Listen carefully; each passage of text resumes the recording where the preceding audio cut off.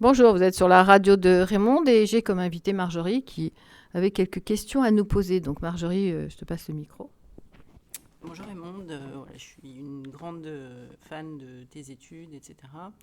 Et j'aurais aimé te poser une question concernant la surattribution. Donc, qu'est-ce que tu penses, au-delà du fait de mieux se connaître et d'apprendre qu'on est soi-même surdoué et que donc on a certaines choses à régler, qu'est-ce que tu penses du fait qu'une fois que l'on sait qu'on est surdoué, ça devient une explication à tout ce qu'on vit en fait, et qu'on n'arrive pas tellement en fait à se libérer de cette idée de la surdouance.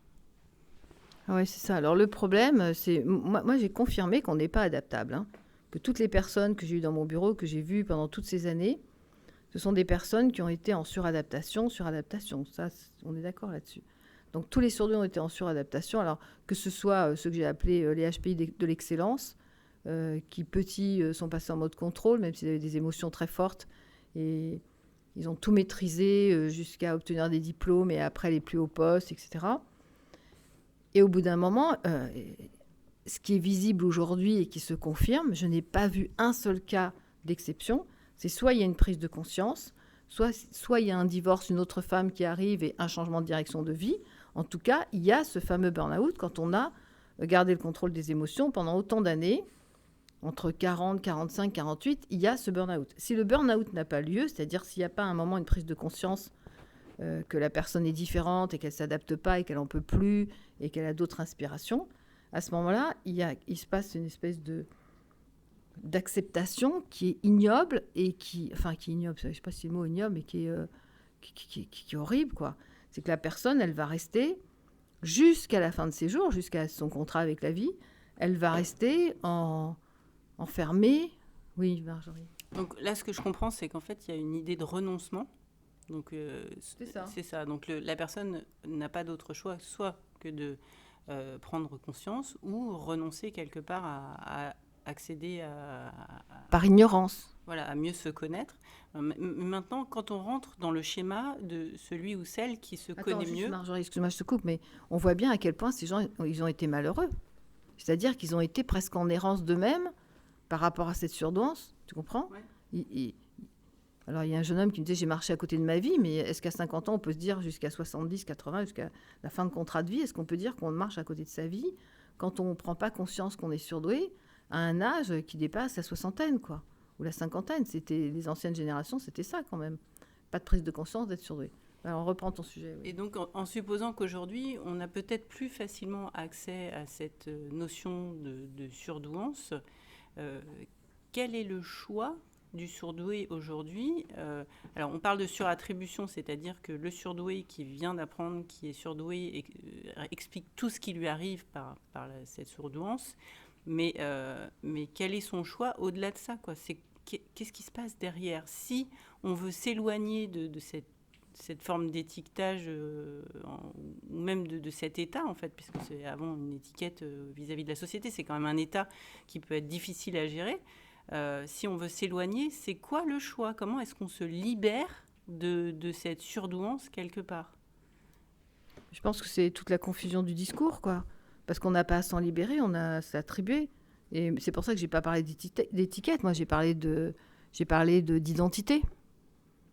parlé d'identité. Je veux dire, on dit par exemple, c'est une femme, voilà, une personne, c'est une femme. Elle est femme, elle est mère, et elle est la maman de. Elle est identifiée par autre chose. Enfin, elle a plusieurs identités. Elle est femme, elle est mère, elle est chef d'entreprise. Voilà, on appelle ça identité. À un moment, c'est une identité, quoi. On a identifié. Enfin, je vais recommencer, mais les autistes, les Asperger, aujourd'hui, il faut qu'on accepte que le surdoué, il a une façon différente de fonctionner. Voilà. Maintenant, qu'est-ce qu'on en fait? Alors, ce que je m'aperçois, on va donner de l'eau au moulin à tous, mais ceux qui essayent de faire des choses comme ça, très commerciales, qui naviguent sur YouTube, mais en tout cas, ce que je m'aperçois aujourd'hui, c'est entre le moment... Alors, une personne ressent qu'elle est différente, mais sans mettre des mots dessus. À un moment, elle doit mettre des mots sur quelque chose qui la dérange, qu'elle ressent, mais qui est pas annoncé, qui n'est pas identifié. Et à partir de ce moment-là, elle va commencer à dire oui, mais non, mais oui, mais non. À partir du moment où on croit que la surdouance, c'est une intelligence absolue, Voilà, on va parler d'imposteur et tout ce qui précède, voilà, la prise de... Tout ce qui précède euh, les éléments qui permettent d'accepter qu'on est surdoué. Déjà, ça, c'est une part, c'est une partie de la vie, on va dire.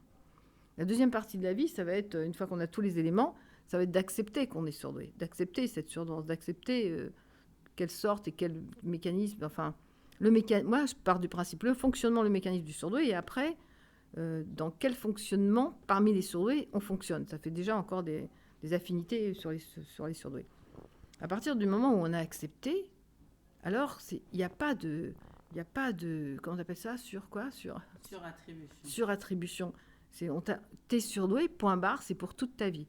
Comment ça va se passer? Une fois que tu as commencé, à première étape, tu commences à ressentir qu'il y a quelque chose qui est bizarre, mais tu ne te vois pas différent, et puis surtout, tu ne vas pas te mettre à penser que tu es différent, donc tu navigues dans la... C'est période 1. Période 2, tu retrouves les éléments sur Internet, à droite, à gauche, dans mon bureau, voilà, dans mon école, chez mes élèves, enfin, de ce que moi j'ai mis en place, qui a fait le tour du monde et qui m'atteste sur HPI, HPE. Là, tu commences à prendre des éléments que tu peaufines partout, et tu commences à avoir déjà des éléments qui te permettent de te retrouver. Et là, il va falloir passer à la troisième période d'acceptation. On va dire première période, le doute, qui je suis, je ne sais pas, il y a un truc. Deuxième période, des éléments que tu trouves. Troisième période d'acceptation. Après, tu ne sortiras jamais de cette condition de surdouance. C'est une erreur fondamentale, à mon avis, de croire qu'on va pouvoir faire sans, c'est ça? Faire sans? Faire autrement? Non. Et le problème du surdoué, c'est qu'il va rester avec ce fantasme de croire qu'un jour, il va pouvoir être comme tout le monde. Jusqu'au moment, alors c'est un très long chemin, entre l'acceptation d'être surdoué, entre la réorganisation de son territoire, de son concept visuel, de sa pensée globale, de tout ce qui font les éléments du surdoué. Il va falloir qu'il compose une vie avec cette richesse et non pas avec cet handicap. Mais tant qu'il prend ça comme un handicap, parce qu'il le prend comme un handicap, parce que l'obsession, et surtout du HPI, l'obsession du HPI, c'est de vouloir s'en débarrasser, mais on ne pourra pas vivre, comment est-ce qu'on va faire, etc. Mais en réalité, non, on va commencer à avoir une vie différente, beaucoup plus riche. Le problème, c'est étape 1, on est différent, étape 2, on a les éléments, étape 3, on accepte, étape 4, ça peut prendre Qu'est-ce qu'on en fait? Un quart de vie. Qu'est-ce qu'on en fait? On se vit différemment. Et ça passe pas par le mental. Ouais, toi, Marjorie, tu es une HPI, c'est normal, tu veux du rationnel et du mental. Ça passe parce que maintenant, on le vit. Maintenant, on sait qu'on est différent, on sait que c'est pas un handicap, que c'est une richesse. Entendez bien, c'est une richesse. Puis après, la grande richesse, c'est la vie à l'envers. C'est-à-dire que tous les surdoués petits, on n'arrête pas de réfléchir, de penser, de comment on va faire, cette équation et ce truc, ce machin, et moi, et pourquoi, et comment, et parce que, et pourquoi, et comment. Mais après, il faut savoir qu'à partir de 50 ans, ça paraît énorme, mais tout le côté mental de l'enfant surdoué, du surdoué, de l'enfant jusqu'à... Et c'est évidemment tout ce que j'ai expliqué dans mon livre, dans mon prochain livre. En tout cas, c'est ça.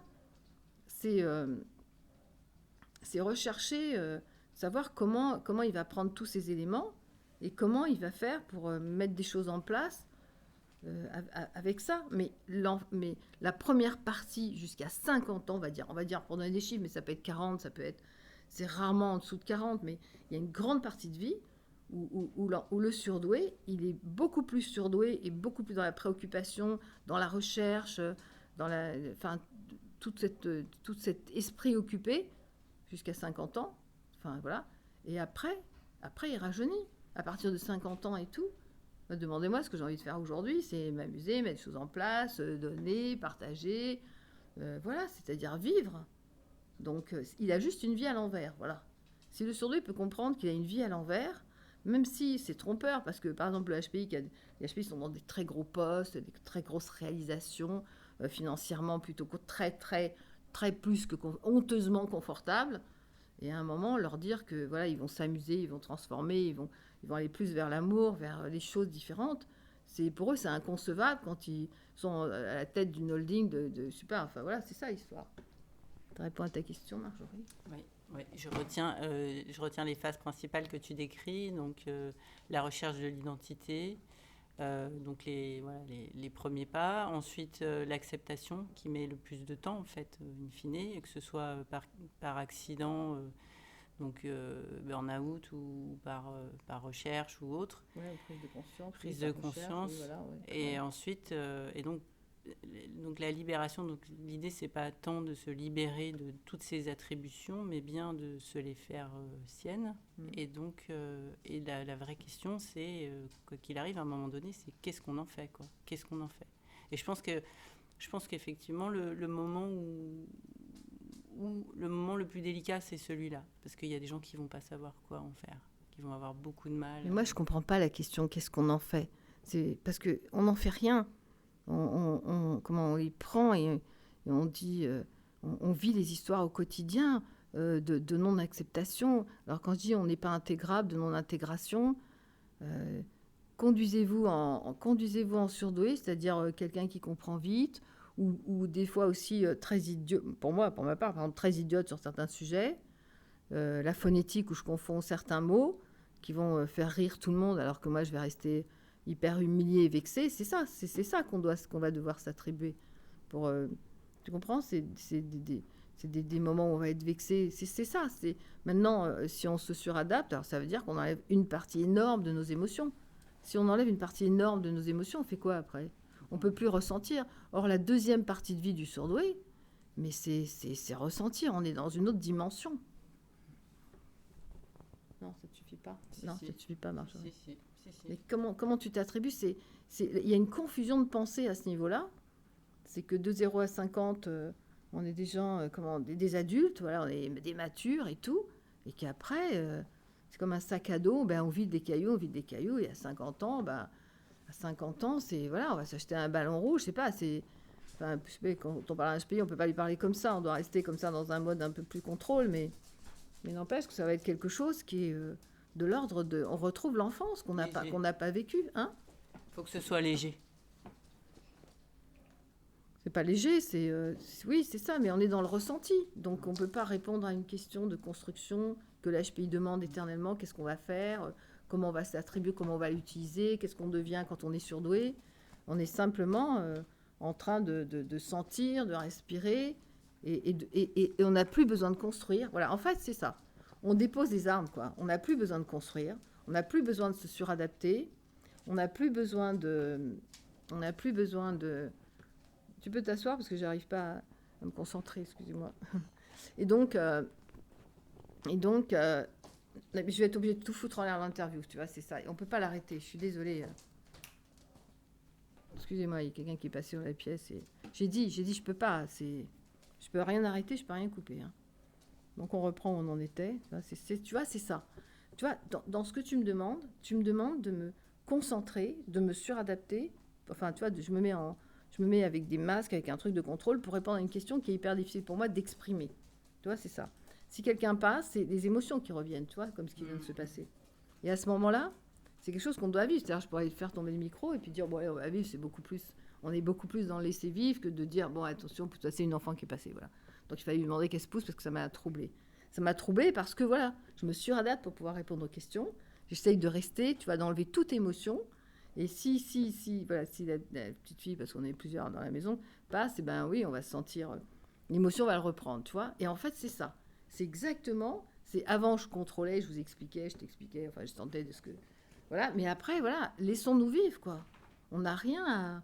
Tu veux faire quoi après? Dans un monde qui est en train de bouger, c'est-à-dire le monde entier est en train de bouger, et vous, les HP, vous voulez quoi? Vous voulez attribuer des... Qu'est-ce qu'on va en faire? Mais c'est le monde qui va faire de vous, et vous allez rentrer dans une espèce de ressenti, d'émotion, allez vivre, quoi. Et la liberté commence à ce moment-là. J'ai pas vu un HP qui était libre dans une entreprise et tout, tellement il est en suradaptation, mais il est persuadé, le surdoué, quand il fuit son monde, le HPI surtout, il est persuadé mais il le sait bien qu'il tient le contrôle. Je veux dire, on en a suffisamment parlé. Non, je pense que les HPI, ils ont compris qu'ils tenaient le contrôle. Mais qu'est-ce qu'on va faire après? C'est justement la panique du HP, elle est là. La panique du HP, plus du HPI qui fonctionne en mode contrôle, c'est mais enfin, Raymond, vous ne dites pas qu'est-ce qu'on va faire? Donnez-nous des clés. Mais il n'y a pas de clés. Il n'y a pas de clé, il n'y a pas de serrure. Il n'y a pas de serrure parce que vous n'êtes pas enfermé. Vous êtes libre à vous, soit de rester en suradaptation, jusqu'à déclencher toutes les maladies auto-immunes, tout ce qui peut être déclenché par un émotionnel qu'on a mis, voilà. ou bien de vivre vos émotions. Et là, rappelez-moi, quand vous allez rencontrer la femme de votre vie, qui va pas être qu'une femme, qui va être... oui, c'est ça, pour décontracter un peu l'histoire, c'est un homme qui disait, j'ai rencontré une déesse, et quand je l'ai déshabillée, j'ai trouvé une SD, tu vois, c'était super joli, je sais plus qui a dit ça, mais il va se reconnaître sur Facebook, dans mon groupe. Et bon, voilà, c'est ça. Donc, arrêtez les HP, les HPI surtout, de croire que ça y est, on a les clés, qu'est-ce qu'on va faire? Non, il n'y a pas de serrure, on est libre. Et au contraire, on va commencer à se déshabiller, à laisser tomber les masques, à laisser tomber. Et c'est tout. Il ne vous reste plus qu'un slip, un maillot de bain. Mais je dis ça, je ne parais pas sérieuse en disant ça, mais c'est hyper sérieux. Regardez, sur SoundCloud, j'ai mis un test. Le HPI, vous lui posez une question. Alors le matin, vous vous réveillez, vous voulez voir quoi? Je veux voir la mer, les cocotiers. Je veux voir la mer, les cocotiers. Bon, c'est Marjorie, elle a lâché l'histoire, elle est en plein émotionnel. Je veux voir la mer, les cocotiers. Je me lève, je vais direct à la plage. Et après, je tire un livre, je suis sur un hamac. Et après, vers 6 heures quand même, il commence à s'ennuyer, il va chercher les copains. Et tout le monde me dit, mais Raymond, tout le monde rêve de ça. Je dis, mais pas du tout. Vous voulez que je vous fasse le test d'un normopensant? Le normopensant, c'est... Je me lève le matin, alors j'ai ma cuisine que j'ai eue de chez Ikea, qui est super bien installée. Je prends mon café, j'ai la dernière machine. Et après, dans ma salle de bain que j'ai refait faire, j'ai ça, l'autre, il va prendre sa douche et tout. Le HP, lui, il va pas se laver. Hein. Il commence à vivre. Il va pas aller sous la douche, c'est un truc humain, la douche. C'est un truc, comment on dit, c'est un truc d'intégration, Un truc de conditions humaines. De conditions humaines, merci. Et c'est ça, on va lâcher tout ce qui est conditions humaines et on peut très bien aller dans la mer, mais même si on n'a pas pris une douche, hein, c'est pas comme une piscine municipale, on doit se laver les pieds avant de rentrer. Là, vous rentrez dans la mer, elle s'occupe de tout, quoi. La mer Méditerranée.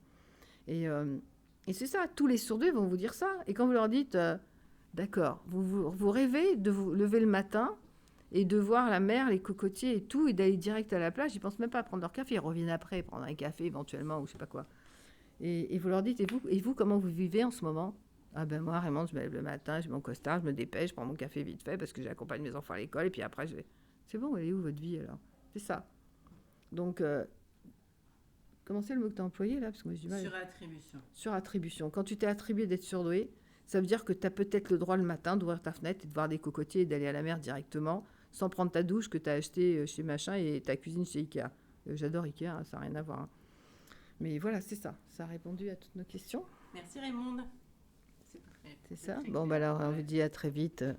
Et on va retourner pour finir ce livre qui est, ça y est, parti chez le graphiste. Bon, on vous embrasse. C'était la radio de Raymond. Bon, j'ai été torturée, vous avez remarqué. Parce que moi, je me contrôle vachement. Hein, quand j'ai une HPI devant moi qui me pose des questions, je fais gaffe. Il faut que je sache quel mot. Donc, dans ma tête, il faut que j'ai Robert et Larousse, toute la famille d'Ico. Et voilà, c'est ça. Mais vous avez vu comment j'ai réussi à l'amener vers ses émotions et qu'elle a lâché, elle n'avait plus de questions. C'est juste aller se vivre. Moi, elle a un grand sourire alors qu'au début, elle était un peu crispée. Bon, je vous embrasse et je vous dis à très vite. Hein. Merci.